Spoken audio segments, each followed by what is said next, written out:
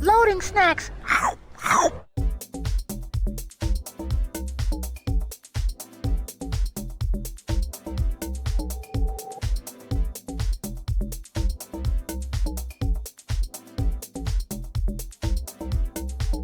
What it do, Snackers, Snackettes, and Snackexes? It's your boy Gage. I'm here at AwesomeCon 2024.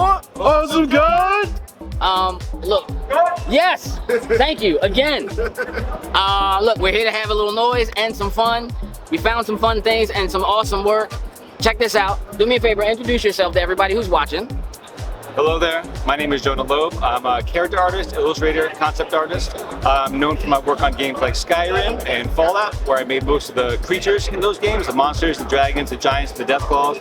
And then I'm most recently known for making this book, Marvel Anatomy, which is a 230-page book featuring over 60 heroes and villains, all about the physiological and anatomical information on all these fantastic canon creations.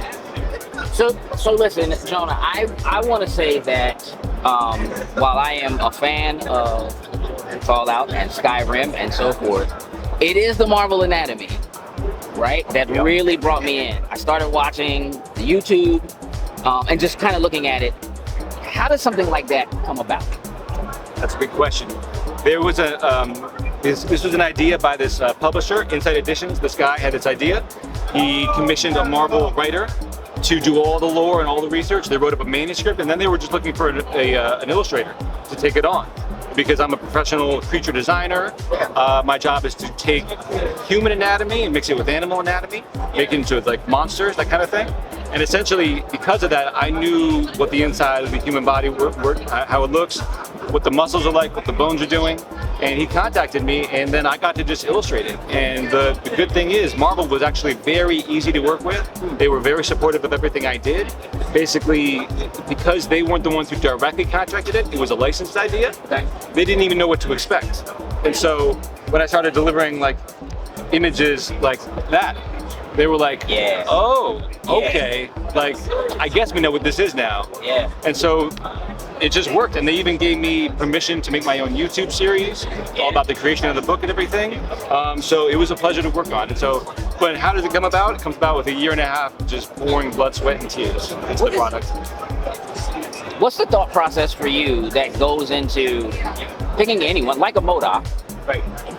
and digging into that inner layer, those inner layers of what makes that character work? Like, what is that process like for you? Yeah, that's a good question. So in a lot of these, I have a couple different pillars of things I have to pay attention to.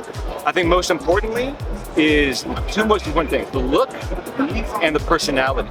Okay. Those supersede a lot of the other medical things for people, because there's over 60 heroes and villains in here, and every one of them is someone's favorite. Sure. Right? Yeah. And so I have to do justice to all of them. And so on a character like Lockjaw, who's like not even a main character, I got to get that personality across. And on a character like I'm going with that like 007. She's a super spy look, I have to do honor to the characters themselves, and to where they come from and who they are, so that when people see them in just one image, they say, yes, that's Mystique. They know that it's yes, that's Captain America. That's not a bad rendition. That's what it is. That is what it is. Like I will say that you captured that perfectly. Thank you. When I first came across the series on YouTube, the very first image I saw, it just felt right. It felt so right. So that's awesome. Now look, I know that you do other things, so I want to talk about some of the other things that you have going on, right? There's a lot of artwork that's here, that's at your table and behind you here. Can we talk about some of this work? A lot of black and white. Is that a favorite way to work for you? Is that good question? Yeah, I started doing a lot of these in traditional art styles with pen and ink, that kind of thing, and I use gold ink to do a lot of them. It ended up as it started off as like a hobby, trying to get away from the digital medium, and then it ended up being the main thing that I sell. Now I've moved more into color recently, especially with Marvel Anatomy, but I am especially focused at the moment on something called Quiet Level 1, which I don't know if you can see that in there, but I am creating this comic book. Here's the main character. His name is Quiet, Anybody who follows me on YouTube, you'll get videos about this. Anybody who follows me on Instagram, you'll see posts about this. But this is basically my new up-and-coming thing. I'm trying to launch my own world, my own brand. This is for you, sir. Thank you. Yeah, so I use, in cases like this, I use my 3D modeling abilities from games to then create these things that can get made into metal.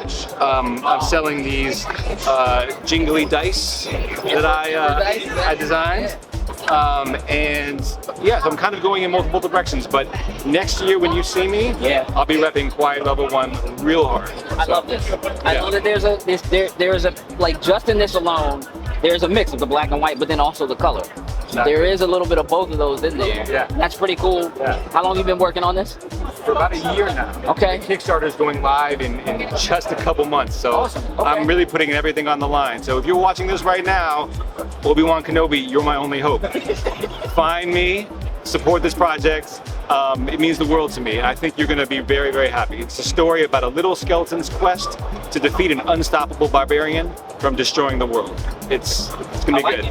I mean, it sounds like a game I would play.